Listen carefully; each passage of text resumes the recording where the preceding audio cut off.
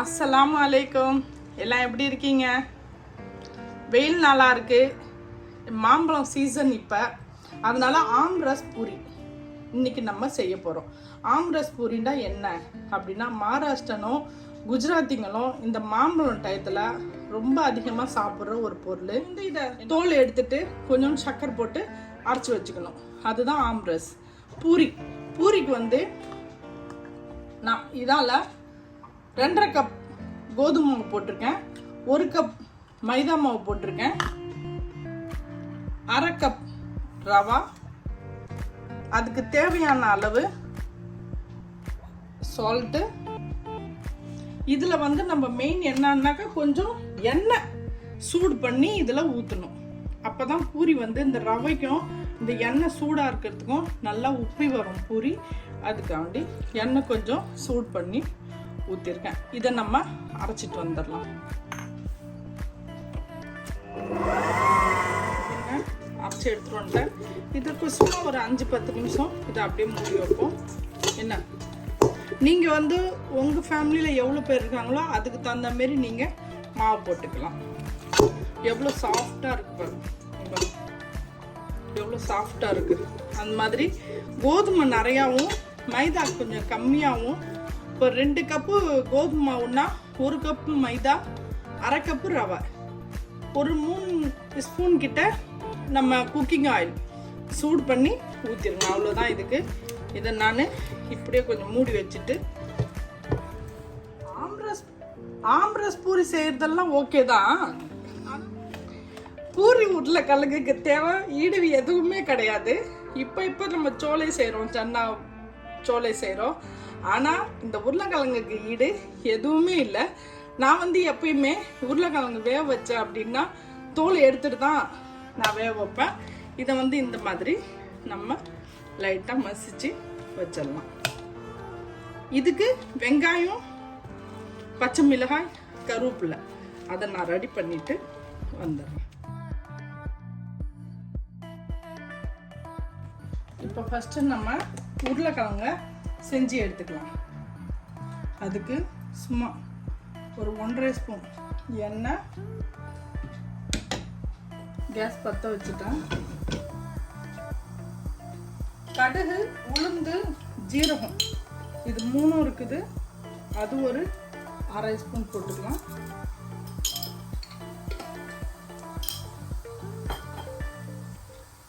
இதில் வெங்காயம், பச்சை மிளகாய், கருவேப்பிலை இது 3 இருக்குது. பொரிஞ்ச உடனே இதை நம்ம இதில் போட்டுக்கலாம். நான் தக்காளி போட மாட்டேன், உங்களுக்கு தேவைன்னா நீங்கள் தக்காளி யூஸ் பண்ணுங்க.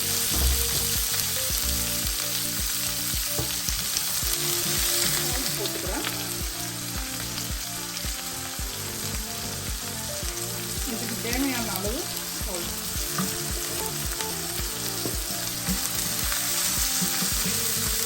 இது கூட நான் ஒரு 1/2 கப்பு பச்சை பட்டாணி, இது ஃப்ரெஷ்ஷு ஐஸில் வச்சுருப்போம்ல, அது இதுவும் இதில் சேர்த்துக்கிறேன். அந்த வெங்காயம் நறுக்குன்னு வாயில் அம்முடும்ல, அப்போ அதில் ஒரு டேஸ்ட் வரும், ரொம்ப நல்லாயிருக்கும். நான் கேஸ் கொஞ்சம் ஸ்லோ வச்சுக்கிறேன். இதுக்கு ஒரு 1/2 ஸ்பூன் மஞ்சள் தூள் போட்டுக்கலாம்.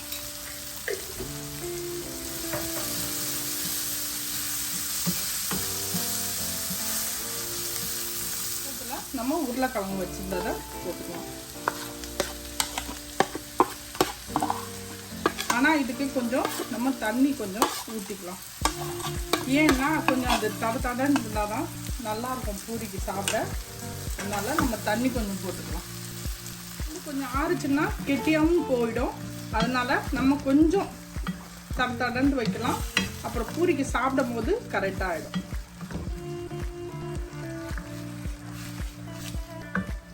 கேஸை ஃபாஸ்ட்டாக வச்சுக்கங்க. எல்லாம் வெந்த பொருள் தான். ஆஃப் பண்ணிவிட்டு நம்ம மூடி போட்டுருவோம். இந்த வேலை முடிஞ்சிடுச்சு. இப்போ நம்ம மாம்பழம் ரஸ், ஆம்கா ரஸ் அது செய்யலாம். இந்த 2 ஆமில் நான் 2 மாம்பழத்தில் நான் இது பாதி எடுத்துட்டேன். இதை நம்ம கொஞ்சம் வைக்கலாம் அப்படின்ட்டு மீதியெல்லாம் இதில் கட் பண்ணி போட்டாச்சு. நம்ம இதுக்கு 2 ஸ்பூன் சுகர் போட்டுக்கலாம். உங்களுக்கு நிறையா வேணும்னா நீங்கள் நிறையா ஸ்பூன் வைக்கணும். நான் 2 டீஸ்பூன் போடுறேன். இதை வந்து மிக்சியில் தான் அரைக்கணும். உங்ககிட்ட ஹேண்ட் கிரைண்டர் இருந்துச்சு அப்படின்னா நீங்கள் ஹேண்ட் கிரைண்டராலேயே அரைச்சிடலாம்.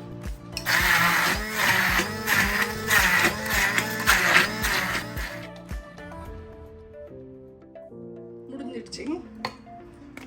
நம்ம இதை எடுத்துட வேண்டியதுதான். அவ்வளோதான்.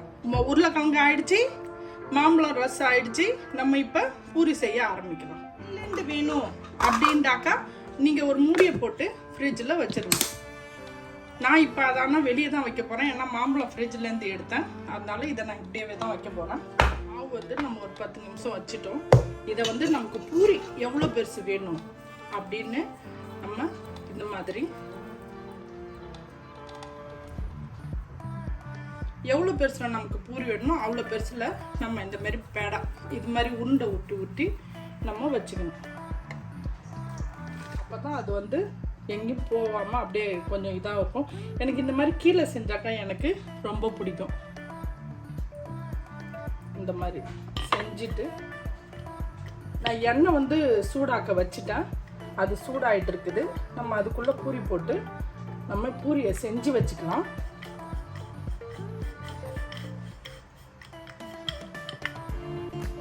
இந்த மாதிரி பூரியை நம்ம செஞ்சு வச்சுக்குவோம். ஏன்னா அப்போ கொஞ்சம் சீக்கிரமாக ஆகிடும் நமக்கு.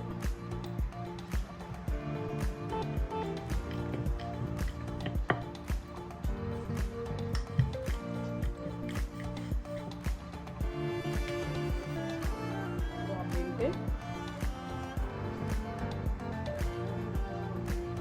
எண்ணெய் சூடாயிடுச்சு. நம்ம வந்து 3/4 சைஸு வச்சுக்கிட்டு கொஞ்சமாக மாவு போட்டு பார்க்கலாம். எண்ணெய் சூடாயிடுச்சு. நம்ம வந்து இப்போ பூரியை போடலாம்.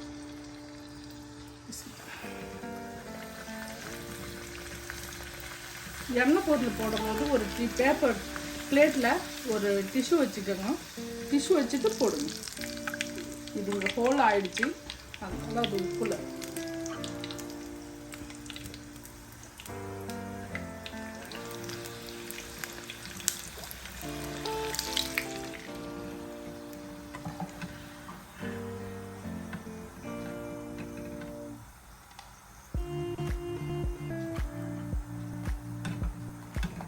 கொஞ்சம் அந்த ஓட்டை விழுந்துருச்சுன்னு வச்சுங்கன்னா எண்ணெய் வந்து உள்ளே பூந்துடும்.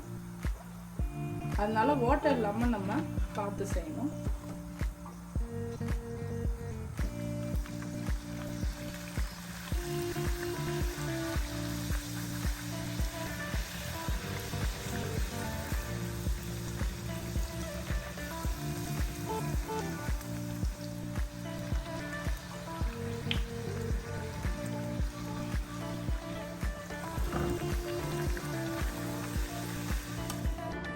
ஆம்ரஸ் பூரி நம்ம செஞ்சிட்டோம். சூப்பராக ஈஸியாக குயிக்காக செஞ்சிட்டோம்.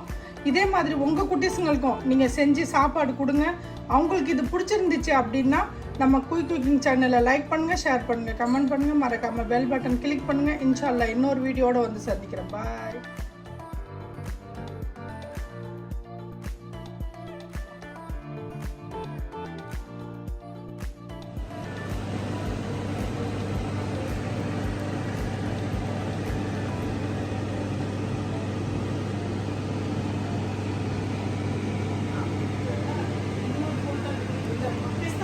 போடவா?